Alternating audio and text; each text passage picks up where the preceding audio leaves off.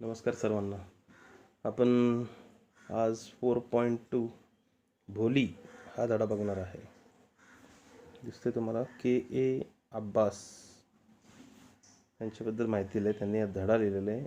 हा जो धडा आहे पार्ट 1 आणि पार्ट 2, भाग 1 आणि भाग 2 असं 2मध्ये हा विभाजित केलेला धडा आहे.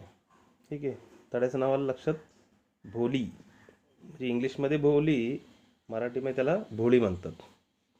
ठीक आहे, वाचू आपण. Her name was Sulekha, but since her childhood everyone had been calling her Bholi the simple skeleton. तर तिचे खरे नाव हे सुलेखा होतं. लहानपणापासून सगळे तिला मात्र भोली ह्या सिंपल म्हणजे साध्या नावाने तिला बोलवत असे. का? कारण काय त्याचं? कारण ती बोळसट होती. सिम्प्लेटॉन म्हणजे बोळसट. She was the 4th daughter of numberdar Ramlal. When she was 10 months old, she had fallen off the cot on her head, and perhaps it had damaged some part of her brain. That is why she remained a backward child and came to be known as भोली the simpleton. ते सांगतात की रामलाल जे आहेत, नंबरदार रामलालची ही जी भोली म्हणजे सुलेखा ही चौथी मुलगी. ते अजून सांगतात 10 महिन्यांची असताना ती कॉटवरून म्हणजे तो पलंग जो आहे त्या पलंगावरून खाली ती पडली डोक्यावर, आणि बहुतेक त्यामुळे तिचा मेंदूचा काही भाग हे झाला, आधू झाला, आणि ती बुद्धीने थोडी मंद झाली. आणि म्हणूनच तिला सगळे तेव्हापासनं म्हणू लागले काय, भोळी. म्हणजे इंग्लिशमध्ये भोली दुसरं काय नसून द सिम्प्लेटन म्हणजे वेडगळ, साधीसुधी. At birth, the child was very fair and pretty, but when she was 2 years old, she had an attack of smallpox. Only the eyes were saved, but the entire body was permanently disfigured by deep black pockmarks. Little Sulekha could not speak till she was 5, and when at last she learned to speak, she stammered. The other children often made fun of her and mimicked her. As a result, she talked very little. मी ते सांगतात की actually ती जन्मता खूप गोरी होती आणि सुंदर होती, पण 2 वर्षाची असताना तिला स्मॉलपॉक्स म्हणजे देवीचा आजार झाला, आणि त्यात तिचे डोळे वाचले, परंतु संपूर्ण शरीर जे आहे कायमस्वरूपी त्याला जे व्रण असतात, काळे व्रण येतात बघा, ते खोल काळे व्रण जे आहेत त्यामुळे तिचं पूर्ण शरीर म्हणजे चेहरा देखील काय झाला, डिस्फिगर्ड झाला, विद्रूप झाला. ठीक आहे. 5 वर्षांची होईपर्यंत ही जी सुलेखा आहे तिला बोलता येत नव्हतं, आणि अखेर जेव्हा ती बोलायला शिकली तेव्हा ती जरा कशी बोलायची, तोत्र बोलायची, म्हणजे स्टॅमर्ड म्हणजे तोत्र बोलणे. बाकीची मुलं मात्र हे पाहून तिची काय करायचे, मज्जा करायची, मस्करी करायची, खिल्ली उडवायची, आणि तिचं जे स्टाईल आहे बोलण्याची, म्हणजे अशा व्यक्तीची आपण नक्कल नाही करायला पाहिजे, मात्र असं होतं, तिच्या बोलण्याची ते नक्कल करीत असे. आणि त्यामुळे काय झालं की जवळजवळ जे काही तिला थोडंफार बोलता येत होतं ते देखील म्हणजे ती बोलेनाशी झाली. आलं लक्षात? ठीक. पुढं काय सांगतात, Ramlal had 7 children, 3 sons and 4 daughters, and the youngest of them was Bholi.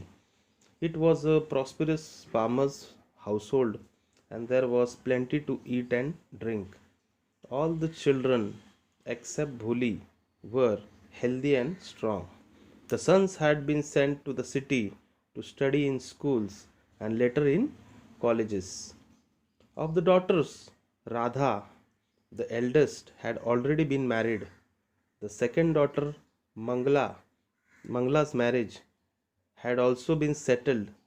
Ramlal would think of third, Champa.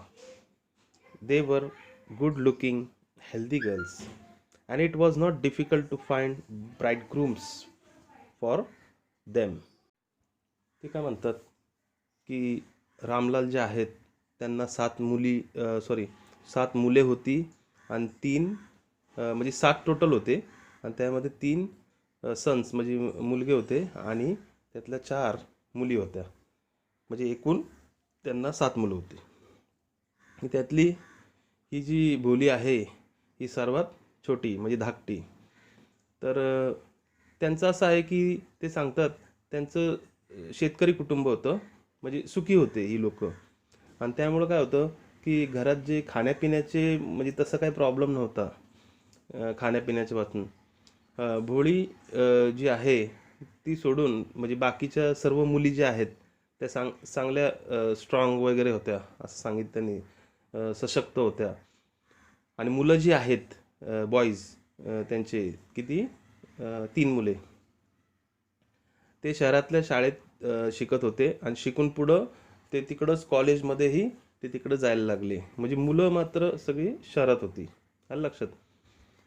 मुली ज्या आहेत त्या मुलींमध्ये सर्वात मोठी जी आहे थोरली जी आहे तिचं नाव होतं राधा आणि तिचं लग्न झालं होतं. आणि तिच्या मागची जी आहे मुलगी तिचं नाव होतं मंगला आणि मंगलाचेही लग्न ठरलेलं होतं. आणि तिसरी मुलगी ही जी आहे रामलालची तिसरी मुलगी म्हणजे चंपा तिचं नाव. तर चंपाच्या लग्नाचा विचार सुरू होता.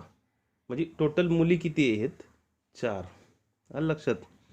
आणि मुलं किती 3. तर 4 मुलींमध्ये सगळ्यात मोठी कोणती मी नाव सांगितलं राधा, नंतर मंगला, नंतर चंपा. आलं लक्षात. आणि चौथी मग ही सुलेखा म्हणजे भोली. तर हे आता लेटेस्ट जो आहे म्हणजे चंपा जी आहे तिच्या लग्नाचा विचार सुरू होता. आणि ह्या सर्व मुली ज्या आहेत सुदृढ होत्या, दिसायला देखील सुंदर होत्या. आणि त्यामुळे त्यांना म्हणजे वर शोधणे हे जास्त अवघड काम नव्हतं, कारण त्या दिसायलाही सुंदर होत्या आणि स्ट्रॉंग देखील होत्या. आलं लक्षात. स्थळ शोधायला म्हणजे काय जास्त अडचण नव्हती त्यांना. म्हणजे ब्राईड ग्रूम्स शब्द जो वापरलेला आहे इथं दिसतं. But Ramlal was worried about Bholi. She had neither good looks nor intelligence. परंतु रामलालला जी चिंता होती, काळजी जी होती, त्याची जी धाकटी मुलगी आहे भोली तिची वाटत होती.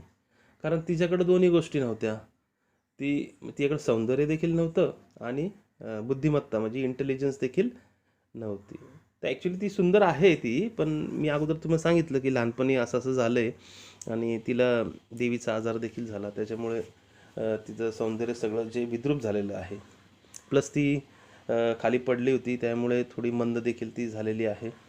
अशा दोन्ही गोष्टी म्हणजे अडचणीच्या आहेत मुली बाबतीत. म्हणून रामलाल जे आहेत त्यांना आपली छोटी मुलगी जी आहे सुलेखा म्हणजे भोली तिची खूप काळजी वाटत होती.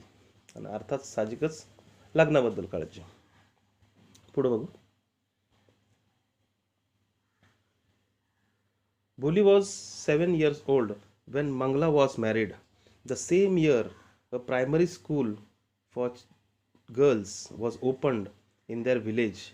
The Tehsildar Sahib came to perform its opening ceremony. He said to Ramlal, as a revenue official, you are the representative of the government in the village, and so you must set an example to the villagers. You must send your daughter to school. आता मंगला जी आहे तिचं लग्न झालेलं होतं. जेव्हा तिचं लग्न झालं होतं त्यावेळेस भोळी जी आहेत ती 7 वर्षाची होती. तर त्याच वर्षी त्यांच्या गावामध्ये मुलींसाठी प्रायमरी स्कूल म्हणजे प्राथमिक शाळा सुरू करण्यात आलेली होती. तिथले जे तहसीलदार साहेब आहेत त्यांनी ते उद्घाटन केलं होतं त्या शाळेचं. तर त्यावेळेस ते रामलालला म्हणाले होते की रेव्हेन्यू ऑफिसर, म्हणजे रामलाल हा रेव्हेन्यू ऑफिसर होता, महसूल अधिकारी. तर महसूल अधिकारी म्हणून तुम्ही गावामध्ये सरकारचं म्हणजे सर्व गावांमध्ये जाऊन सरकारचं तुम्ही रिप्रेझेंटेटिव्ह म्हणजे प्रतिनिधित्व करता. त्यामुळे तुमची जी मुलगी आहे तुमच्या मुलीला शाळेत पाठवून तुम्ही गावासमोर मोठा आदर्श ॲक्च्युली ठेवायला पाहिजे. म्हणजे तसं त्यांनी केलेलं नाही आहे. मुलींना शाळेत पाठवलेलं नाही आहे, बोलिलं तर नाहीच नाही. आलं लक्षात. तर ते तहसीलदार साहेब म्हणतात की तुम्ही मुलीला शाळेला पाठवायला पाहिजे आणि सगळ्या गावांसमोर गावकऱ्यांसमोर आदर्श ठेवला पाहिजे. ठीक आहे. पुढं. That night, when Ramlal consulted his wife, she cried, "Are you crazy? If girls go to school, who will marry them?" But Ramlal had not the courage to disobey Tehsildar. At last, his wife said, "I will tell you what to do. Send Bholi to school, as there is little chance of her getting married with her ugly face and lack of sense. Let the teachers at school worry about her."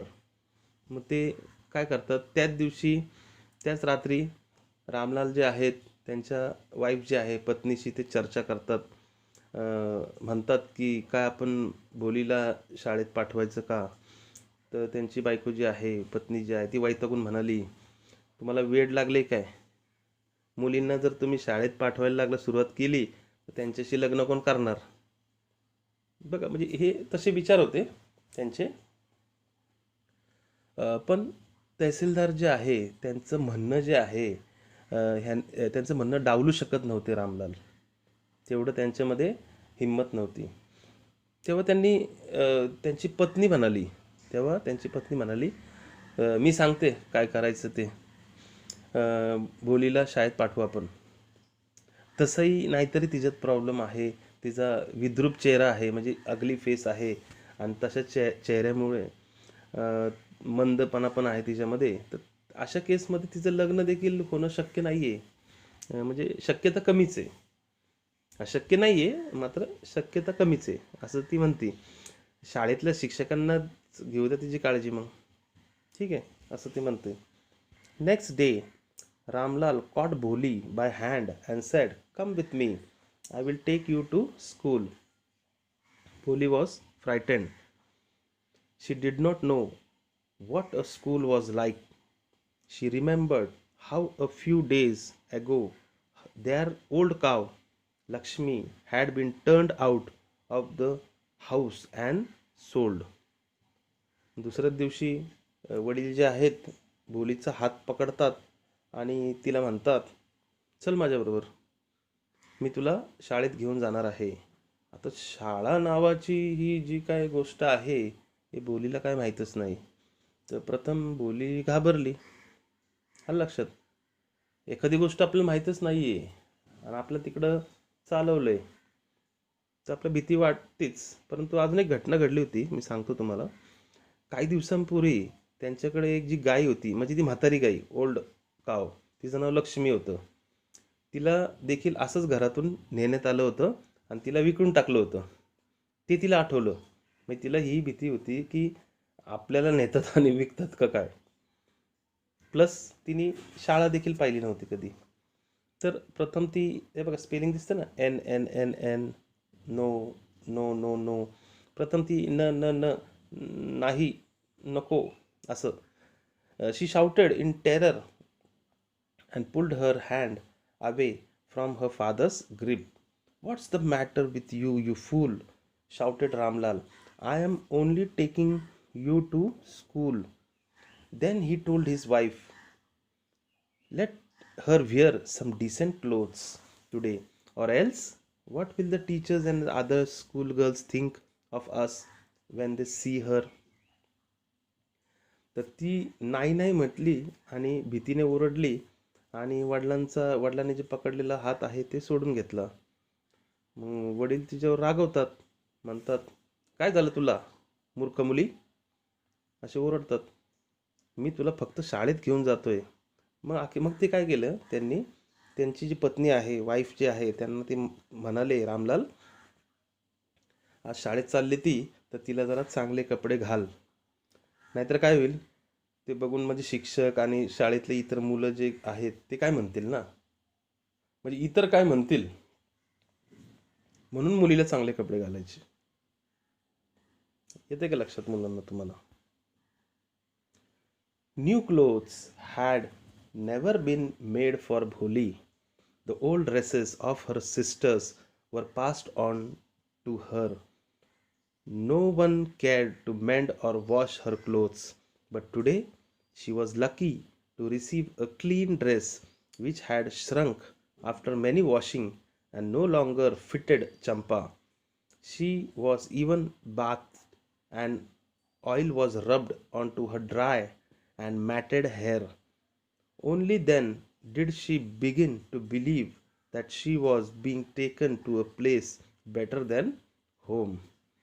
तर आता भोळीसाठी नवीन कपडे म्हणजे कधी शिवले होते का? नाही, तिला कधी नवीन कपडे शिवलेच नव्हते. तर त्यांनी काय केलं, तिच्या बहिणींचे जुने कपडे तिला दिले होते. म्हणजे ॲक्च्युली बहिणीचे जुने झालेले कपडे तिला द्यायचे ते, आणि तिचे कपडे धुवायची किंवा ठीकठाक करायची म्हणजे काळजी देखील त्यांनी कुणी तिची घेतली नव्हती आत्तापर्यंत. आलं लक्षात? पण आज म्हणजे बोलीचं नशीब जोरावर आहे. शाळेत जायचं तिला अनेकदा धुवून आटल्यामुळे चंपा जी आहे, त्या चंपाचा एक ड्रेस होता, तो घट्ट होत होता. अनेकदा तो धुतला गेला होता. तो धुतलेला ड्रेस आज तिला घालायला मिळाला होता. येते लक्षात? तिला आंघोळ देखील घातली. तिचा गुंता जो आहे, म्हणजे तिचे जे वृक्ष केस आहेत, तर त्यातला गुंता देखील काढण्यात आला. तेल मिळाले तिच्या केसांना आज. आणि हे सगळे पाहिल्यावर बोलीच्या लक्षात आले की घरापेक्षा चांगल्या ठिकाणी आज तिला घेऊन जाणार आहे. When they reached the school, the children were already in their classrooms. Ramlal handed over his daughter to headmistress. Left alone, the poor looked about with fear-laden eyes. तर ही जी आहे, मग पुढं तिला शाळेत नेलं. ते शाळेत पोचल्यावर ॲक्च्युली हे बघा, मागं घेतो जरा थोडं. जेव्हा ते शाळेत पोचले, मुलं ऑलरेडी वर्गात होती. रामलाल जे आहे त्यांनी हेडमिस्ट्रेस म्हणजे त्यांच्या मुख्याध्यापिका जे आहे तिच्याकडं सोडलं. रामलालने तिला एकटं सोडलं, आणि ती बिचारी मुलगी जी आहे ती म्हणजे तिचे डोळ्यामध्ये भीती दिसत होती, असं सांगितलेलं आहे. एकटी आहे ती मुलगी. तर पुढं त्यांनी काय सांगितलं आहे, there were several rooms and in each room girls like her squatted on mats, reading from books or writing on slates. The headmistress asked Bholi to sit down in a corner in one of the classroom. तर तिथं बरेचसे rooms होत्या, खोल्या होत्या, आणि प्रत्येक खोलीत तिच्यासारख्या मुली ज्या चटाया ज्या आहेत, मॅट चटायांवर बसून शिकत होते, म्हणजे बडबड करत होते. तुम्हाला माहिती, तास सुरू होण्या अगोदर बडबड करतात ना मुलं. पुस्तके वाचत होते, काही पाटीवर लिहित होत्या. मुख्याध्यापिका ज्या आहेत त्यांनी सांगितलं भोळीला, एका वर्गात जाऊन एका कोपऱ्यात बसतो. लक्षात? Bholi did not know what exactly school was like and what happened there, but she was glad to find so many girls among of her own age present there.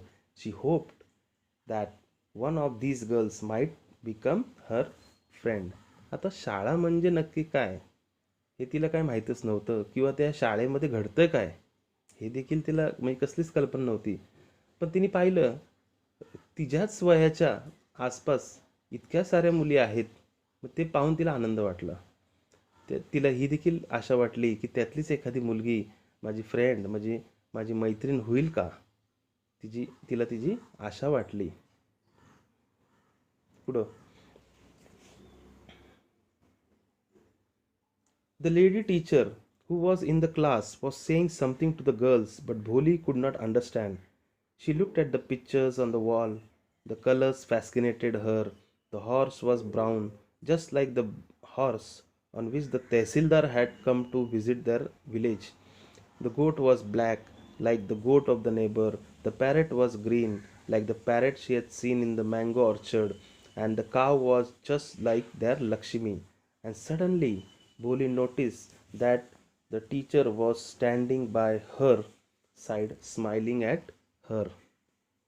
तर त्या वर्गात ज्या शिक्षिका आहेत, मुलींना काहीतरी ते सांगत होत्या, परंतु बोळीला त्यातलं काहीच कळत नव्हतं. ती मात्र काय करत होती, भिंतीवरची चित्र आहेत ते बघत होती, त्यातले रंग ती बघत होती, ते बघून ती मोहित होत होती.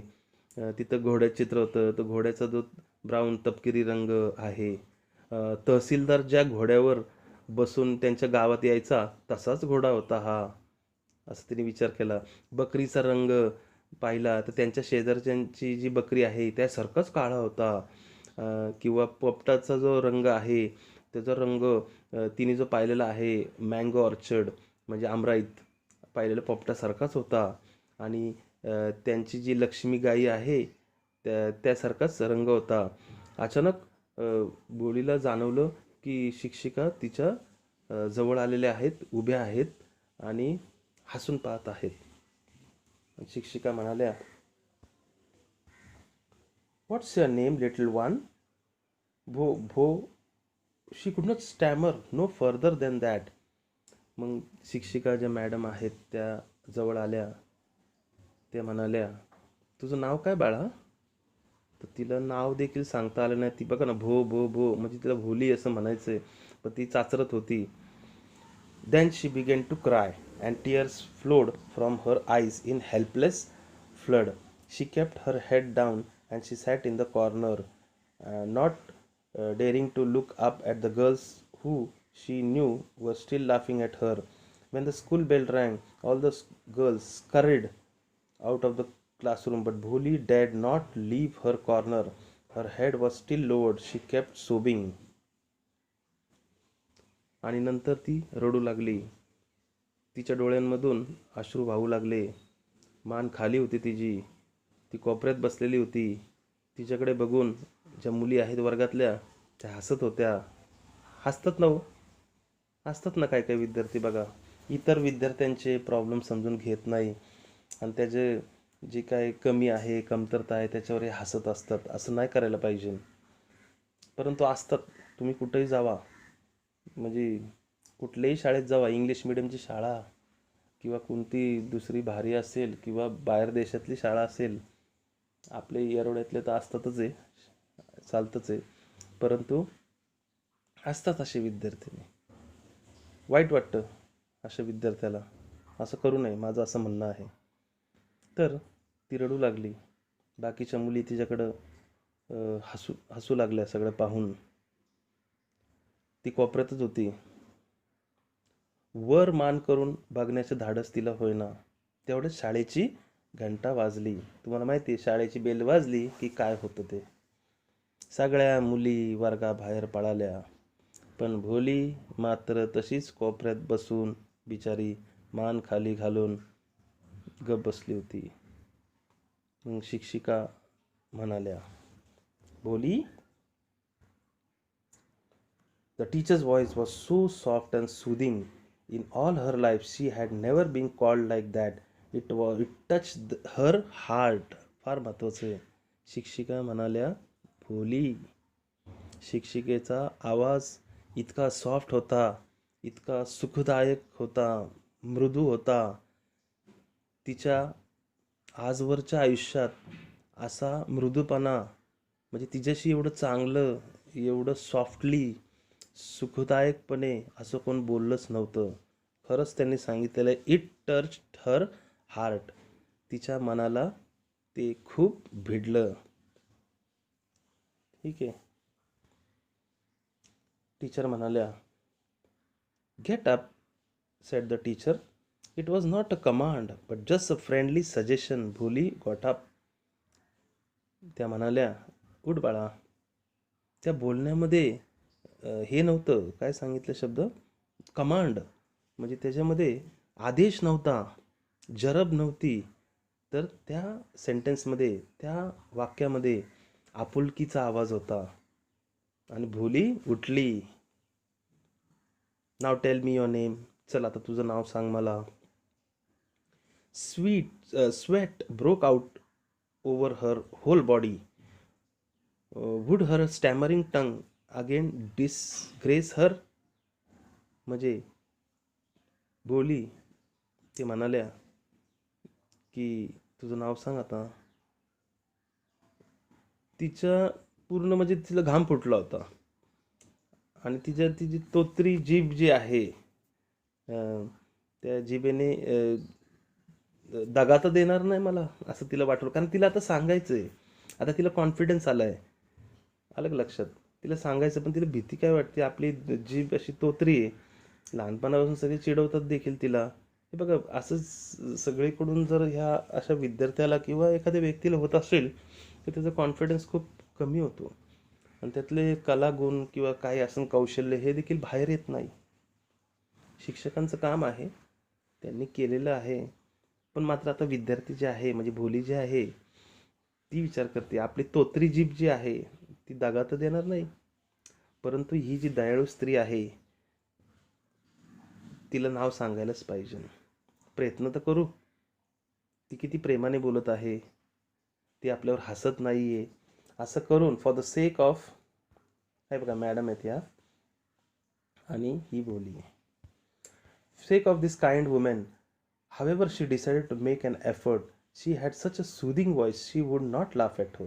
ती आपल्यावर काय हसणार नाही. किती सुंदर आवाज आहे तिचा, किती आत्मीयता आहे, किती प्रेम आहे. आपण प्रयत्न करायला पाहिजे ना. तिने प्रयत्न केला. ती म्हणाली भो भो भो भो and she began to stammered. आणि ती तोत्र्या चाचरत ती बोलू लागली. Well done, well done, the teacher encouraged her. प्रोत्साहन दिलं शिक्षिकेने. खूप छान, खूप छान, बोल बोल, तुझं नाव सांग. Come on, the full name, पूर्ण नाव सांग तुझं, चल लवकर. आणि ती अखेरीस बोलली, भो भो भो भोली, असं ती म्हणाली. व्हॉल्यूम येतं फुल, ठीक आहे. At last she was able to say it and felt relieved as was able to say it was felt relieved as it was a great achievement. त्यासाठी एक खूप मोठं यश तिला मिळाले, असं तिला हायसं वाटलं. मॅडम देखील म्हणाल्या, well done. The teacher patted her affectionately. तिच्या पाठीवर पाठ थोपटली आणि म्हणाले, खूप छान, शाबाश. Put the fear out of your heart and you will able to speak like everyone else. ही भीती आता मनातून काढून टाक आणि इतरांसारखीच तू देखील बोलू शकशील. बोली looked up as if two ask really. बोलीने आशादायक नजरेने त्यांच्याकडे पाहिलं, म्हणजे जणू तिला हे म्हणायचं, खरं का, खरं का मॅडम, मॅडम खरं मी इतरांसारखं बोलू शकेल, सांगा ना. म्हणजे असं तिच्या मनात हे विचार आले होते. Yes yes, it will be very easy. You just come to school every day. Will you come? हो हो, तू इतरांसारखी बोलू शकशील, का नाही, बोलू शकशील तू, ते त्याची काळजी नको करू तू, परंतु तू शाळेत मात्र रोज येत जा. Bholi nodded. No, say it loud. बोलीनी म्हणजे होकारार्थक मानेनी दर्शवलं, हो म्हणून. पण मॅडम म्हणाले की असं नको, तू तोंडाने सांग. मग ती म्हणली येस असं. Yes. And Bholi herself was astonish that she had been able to say it. आणि भोली देखील, तिला आश्चर्यचकित खूप झाली. बोलीला स्वतःचा विश्वास बसताना तिला स्वतःवर, की ती काही बोलू शकली. लहानपणापासून ती काहीच बोलू शकत नव्हती. Didn't I tell you, now take this book. मी तुला सांगितलं होतं ना, मॅडम म्हणाल्या, अरे तू बोलू शकतेस, तू का नाही बोलू शकत, सगळे बोलू शकतात, तू बोलू शकते. ठीक आहे, आता हे पुस्तक घे तुझ्याकडं. पुस्तकात काय होतं बघा. The book was full of nice pictures and the pictures were in colour, dog, cat, horse, parrot, tiger and a cow just like Lakshmi. पुस्तकामध्ये छान चित्र होती. कोणती कोणती चित्र होते, कुत्रं, मांजर, बकरी, घर, तुमचा पोपट, वाघ आणि त्यांची गायीसारखीच एक गाई होती, लक्ष्मी गाईसारखीच. And with every picture was a word in black letter. आणि प्रत्येक चित्राच्या खाली काळ्या अक्षरात काहीतरी लिहिलं होतं. आता लिहिलं होतं मी त्याचं नाव लिहिलं होतं, तिला ते माहीत नव्हतं. In 1 month you will able to read this book. Madam म्हणाल्या, कॉन्फिडन्स दिला, म्हणाल्या, एका महिन्यात तू हे वाचू शकशील, तू काळजी नको करू. Then I will give you a big book and a still bigger one. मग मी तुला एक मोठं पुस्तक देईल, मग ते झालं की आणखी एक मोठं पुस्तक देईल. In the time you will be more than anyone else in the village. हां ठीक आहे, दिसतो मी तुम्हाला आता. नमस्कार. Anyone else in the village म्हणजे गावामध्ये सर्वांपेक्षा तू चांगलं वाचू शकशील, हुशार बनशील. Then no one will be able to laugh at you. तुझ्यावर कोण हसू शकणार नाही. People will listen to you with respect and you will be able to speak with a slightest स्टॅमर. Understand. म्हणजे लोक तुला आदराने पाहतील, तुला बोलता येतंय हे देखील बघून ते आश्चर्यचकित होतील. कळालं तुला. Now go home and come back early tomorrow morning. आता जा तू आणि उद्या सकाळी ये तू शाळेला.